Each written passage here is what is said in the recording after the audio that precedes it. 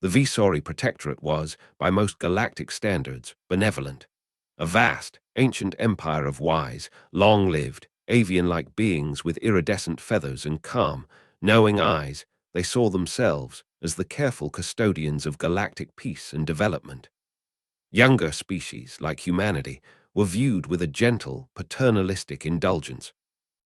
Humans were bright, energetic, and possessed a certain reckless ingenuity, but they were also seen as impulsive, prone to short-sightedness, and dangerously quick to tinker with forces they didn't fully comprehend.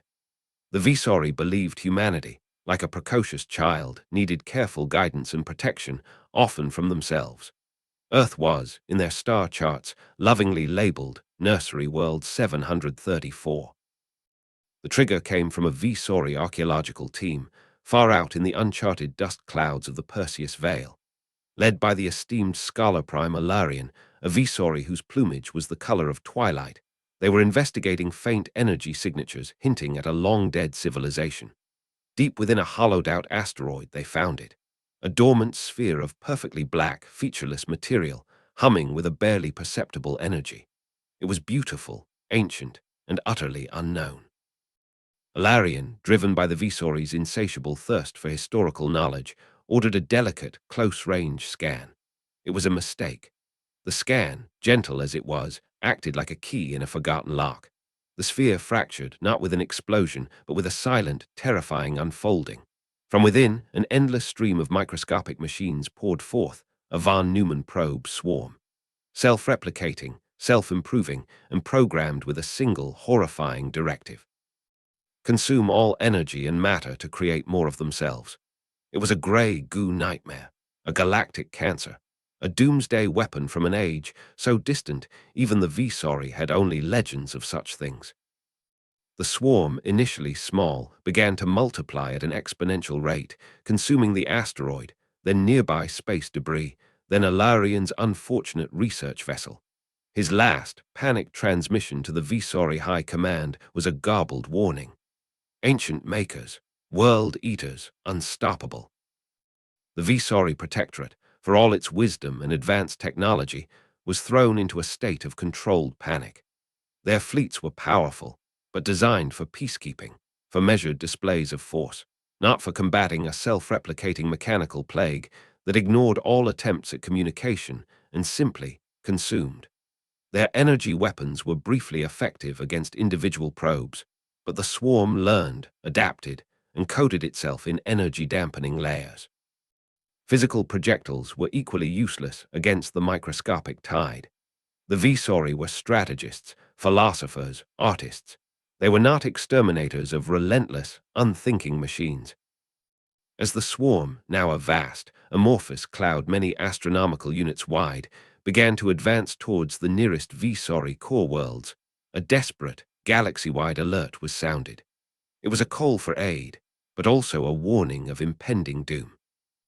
The Terran Defense Force's 7th Battle Group, patrolling a sector near the Perseus Vale under the command of Admiral John Ironhand Harrigan, picked up the Visori distress call. Harrigan was a veteran, a man whose calm demeanor hid a mind as sharp and uncompromising as a shard of obsidian.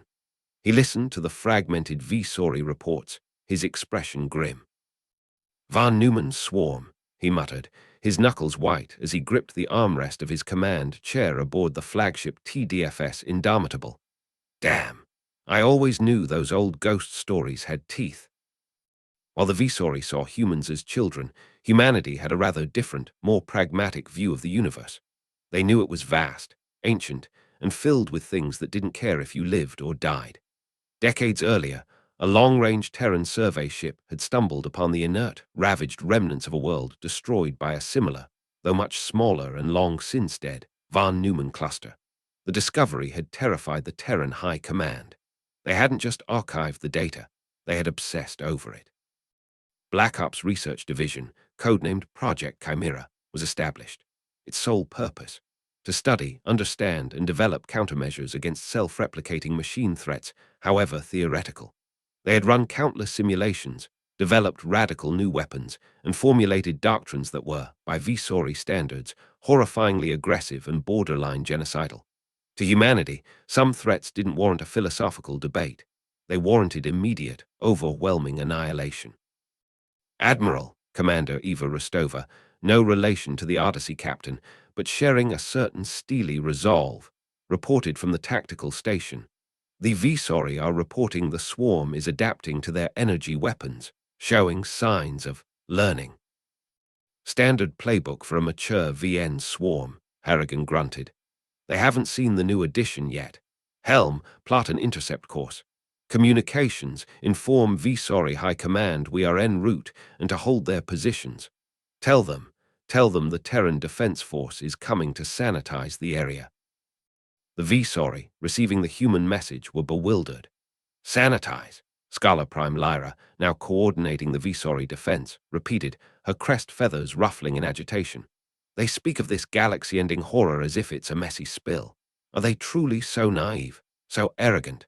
The Visori anticipated a small human flotilla arriving, perhaps to offer token assistance before being inevitably consumed. They prepared eulogies for the brave, foolish children. What arrived was not a small flotilla. It was the full might of the 7th Battle Group.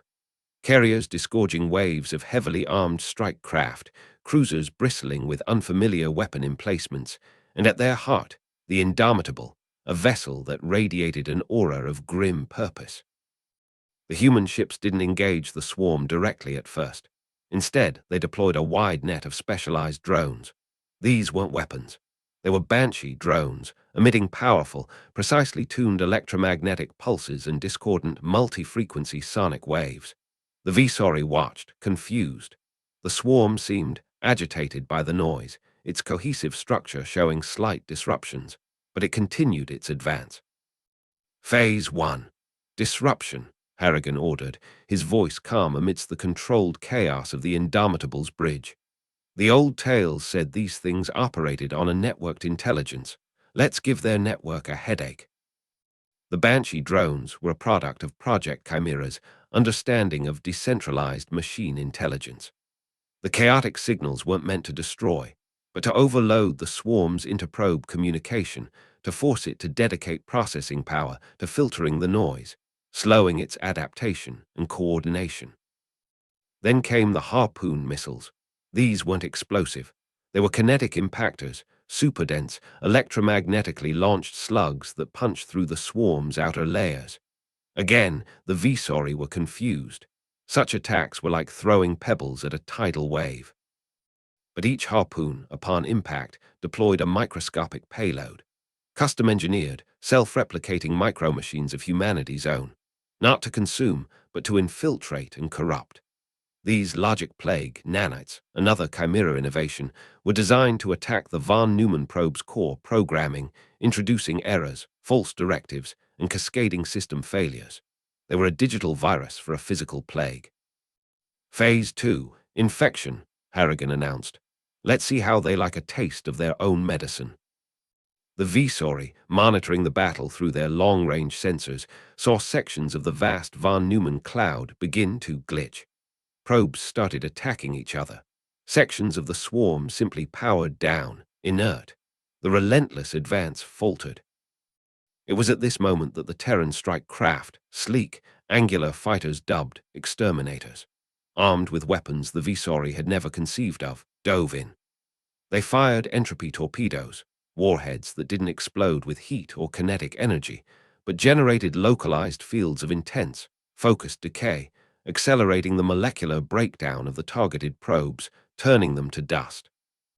They also deployed static charges, which, upon detonation, released a burst of specialized energy that fried the delicate internal mechanisms of the microscopic machines en masse. The Visori watched in stunned, horrified awe. This wasn't the elegant, almost ritualistic warfare they were accustomed to. This was brutal, systematic, and terrifyingly effective. The humans weren't fighting the swarm. They were eradicating it, with a chilling precision and a toolkit that seemed tailor-made for this exact kind of abomination. Scala Prime Lyra felt her carefully maintained composure crack. Their weapons, their tactics, it is as if they have faced this horror 1,000 times. How is this possible? They are but a young race. The oh shit revelation for the Visori was twofold. First, the horrifying effectiveness of humanity's anti-swarm doctrine. They had tools for every stage, contingencies for every adaptation the swarm demonstrated. When a section of the swarm developed shielding against the entropy torpedoes, Terran destroyers moved in, bathing the area in focused gravity waves, crushing the probes into oblivion. When the swarm tried to disperse to avoid targeting, human interdictor cruisers generated temporary, localized reality bubbles, trapping sections of it for systematic annihilation. Second, and more profoundly, was the realization why humanity was so prepared. Harrigan, in a brief, encrypted burst to the Visori High Command, transmitted a heavily redacted file from the Project Chimera archives. It detailed humanity's decades-long, paranoid, and obsessive preparation for exactly this type of existential threat, a threat the Visori had dismissed as ancient legend. "We call it active threat mitigation through extreme contingency planning," Harrigan's gruff voice explained via audio. "Or, as my grandmother used to say, hope for the best, prepare for the goddamn worst. This galaxy is old, Visori, and it doesn't suffer fools or the unprepared gladly." The Visori looked at the children of Nursery World 734, and they saw not reckless youths, but a species that had stared into the abyss, seen the things that lurked there, and had quietly, grimly, spent generations forging the weapons to fight them. Earth wasn't a nursery. It was a goddamn fortress, built by a species that had, through some quirk of evolution or history, developed a profound and deeply unsettling, prepared paranoia. They didn't just react to threats. They anticipated them, studied them, and meticulously planned their destruction, even if those threats were only whispered rumors from the dawn of time. The battle, if it could be called that, lasted 3 Terran Standard days. The vast von Neumann swarm, which had threatened to extinguish countless civilizations, was reduced to a thinning cloud of inert dust and corrupted code, effectively neutralized. The Terran 7th Battle Group, having suffered minimal losses, began the grim task of final sterilization, ensuring not a single active probe remained. Scala Prime Lyra addressed Admiral Harrigan, her voice, usually so melodic and assured, now tinged with an emotion the Visori rarely displayed, or mixed with a significant dose of cosmic dread. "Admiral, your people, you were prepared for this. You knew." "We didn't know, Scala Prime," Harrigan corrected, his image on her view screen. "We assumed. There's a difference. We assume there are worse things out there than von Neumann's swarms, and we're working on ways to kill them too." He said it with such matter-of-fact certainty that a shiver went down Lyra's feathered spine. The aftermath was a profound shift in galactic perception. The Visori Protectorate officially rescinded Earth's nursery world status. Galactic policy towards humanity changed overnight from paternalistic guidance to cautious, respectful, and slightly terrified alliance. The Visori, and indeed many other elder races, realized that humanity's rapid technological advancement and occasional recklessness wasn't born of youthful ignorance, but from an underlying, almost grimly pragmatic understanding of the universe's dangers. They weren't children playing with fire. They were adults who knew monsters were real and had spent their lives building bigger, better monster-killing tools. A new legend began to spread through the stars. Humans, the species that keeps Armageddon blueprints under their pillow just in case. The ones you call when the unkillable horrors from the dark between galaxies finally wake up. They might seem young, they might seem chaotic, but never, ever underestimate their capacity to prepare for the absolute worst the universe can throw at them. Earth wasn't a cradle. It was a goddamn proving ground, and humanity were its overprepared, eternally vigilant graduates.